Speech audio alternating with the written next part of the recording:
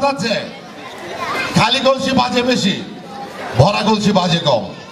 সুতরাং আপনারা বুঝলেন এবং বেশি বেশি ভালো কাজের সাথে সম্পৃক্ত হন। লালগঞ্জ মহানগর যুব দলের যে সকল নেতা কর্মীরা সমাজের বিভিন্ন ভালো কাজে বেশি বেশি সম্পৃক্ত হবে, ইনশাআল্লাহ আমার আহ্বায়ক আমি কথা দিয়ে যাচ্ছি, তাদেরকে বিশেষভাবে সাংগঠনিকভাবে পুরস্কৃত করা হবে। বাংলাদেশে অনেক স্টেডিয়াম আরাফাত রহমান কোকর হাত দিয়ে তৈরি হয়েছে। অনেক ক্রীড়া সংগঠন এবং ক্রীড়াঙ্গনে যখন বাংলাদেশ জাতীয়তাবাদী দল ক্ষমতায় ছিলেন, উনি সর্বাত্মক চেষ্টা করেছেন ক্রীড়াঙ্গনকে রাজনীতি মুক্ত করার, এবং ওনার নেতৃত্বে বাংলাদেশে ক্রীড়াঙ্গনে অনেক সাফল্য লাভ করেছিল। কিন্তু একটি ফ্যাসিবাদী শক্তি দীর্ঘ 15.5 বছর ক্ষমতায় থাকাকালীন সময় এদেশের ক্রীড়াঙ্গনের যে পরিবেশ সেটা নষ্ট করেছে।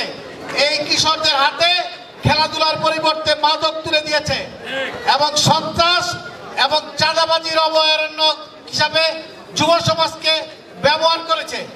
আমরা সেই যুব সমাজ, তরুণ সমাজ এবং ছাত্র সমাজ তাদেরকে সমাজের মূল স্রোতে রাখতে চাই।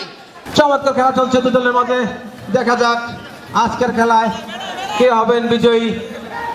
চমৎকার বল পাস করছেন কিন্তু না, ভুল পাস।